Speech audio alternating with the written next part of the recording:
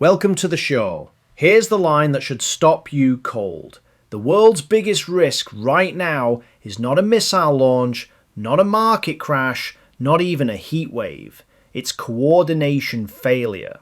It's millions of people and the institutions meant to serve them losing the ability to agree on what is actually happening in front of them.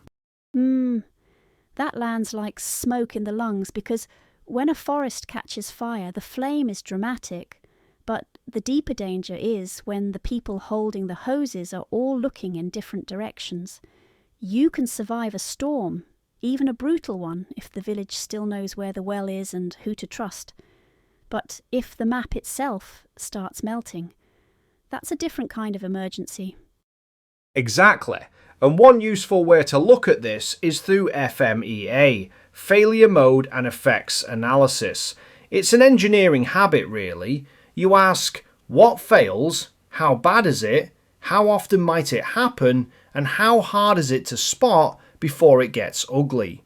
On that scale, information system failure, misinformation, deepfakes, synthetic media, the loss of shared reality, comes out with the highest risk priority number, 512. Higher than geopolitical escalation at 490. Higher than climate-driven infrastructure failure at 432.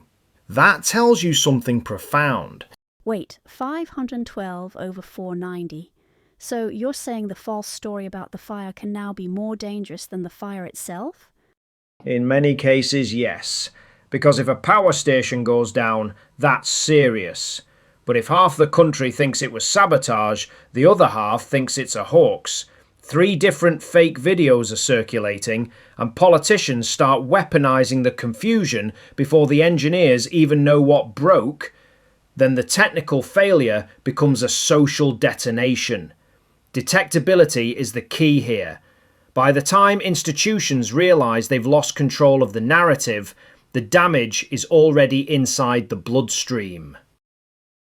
Inside the bloodstream is the part that chills me.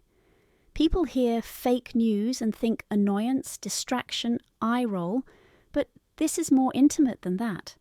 It's whether a parent believes a public health warning, whether neighbours accept an election result, whether a video of a leader declaring war is real or stitched together by a machine in 30 seconds. Right, and that's why I push back on the common assumption that more information automatically makes societies wiser. It doesn't. Not when the environment is flooded with persuasive content optimized for engagement rather than truth. AI now helps generate images, audio, cloned voices, bots, synthetic influencers, the whole theatre. Technology is accelerating, but trust, governance, education, and public verification systems are not keeping pace. We've upgraded the engine and ignored the steering. Let me try to say that back. It's not that humanity lacks data. It's that our inner and outer coordination, our ability to pause, sift, verify, and move together, is degrading faster than the tools are improving. So we become stronger and more brittle at the same time. That's very well put. Stronger and more brittle.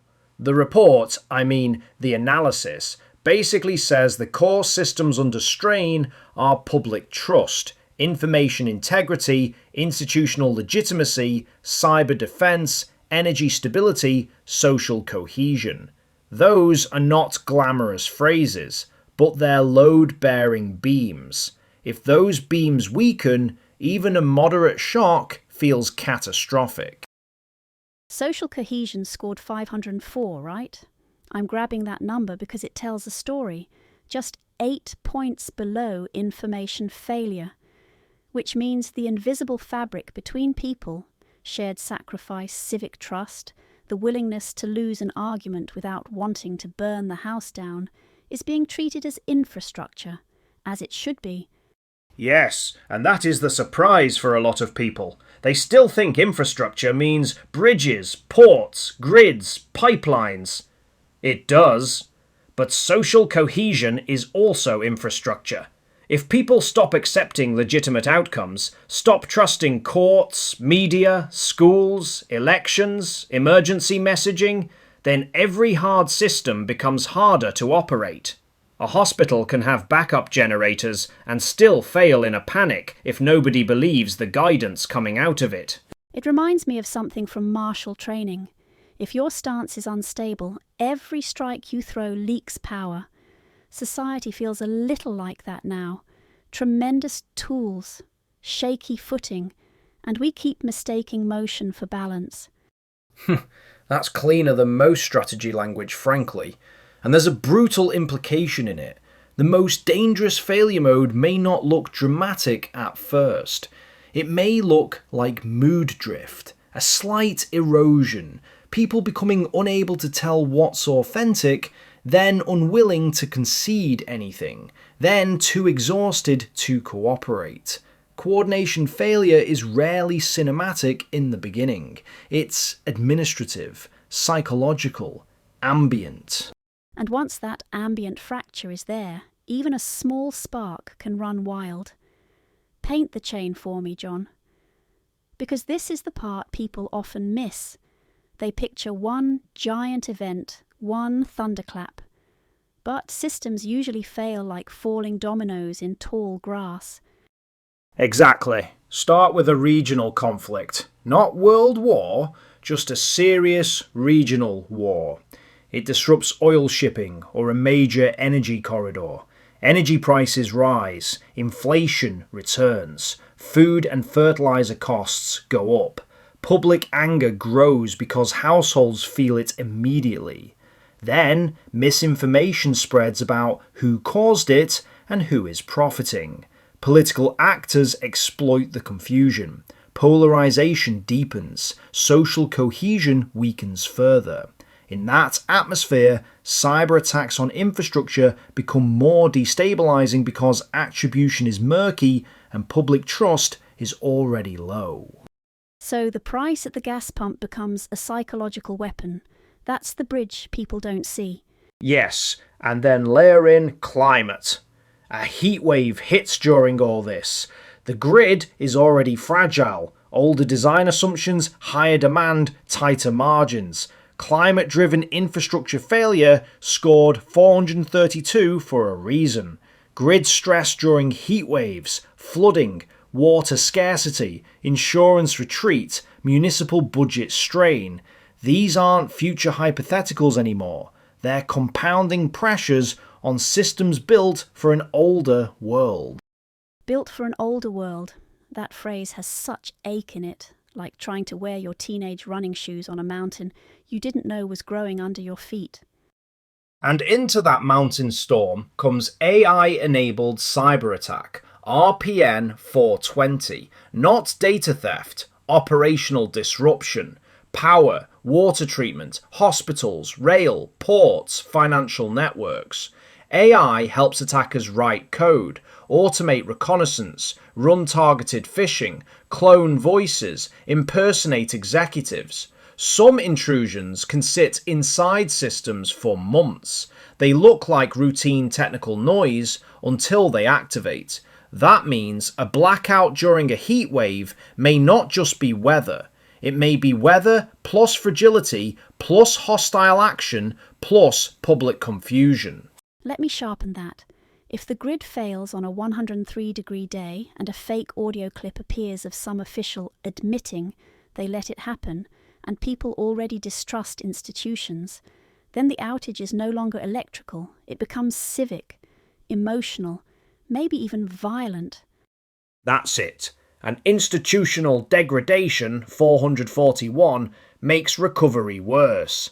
If courts are politicised, civil services weakened, budgets frozen, law enforced irregularly, media distrusted, then governments don't have the legitimacy to manage the crisis cleanly. People still assume institutions self-correct because, for a long time, many did. I'm less comfortable with that assumption now. You've lived through enough transitions to feel that in your bones, haven't you? I have. I grew up around political tension and shifting national narratives.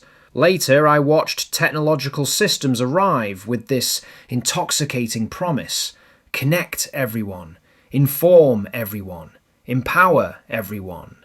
And some of that was real. But I also saw how quickly tools become instruments of manipulation, coercion, vanity, bureaucracy, profit.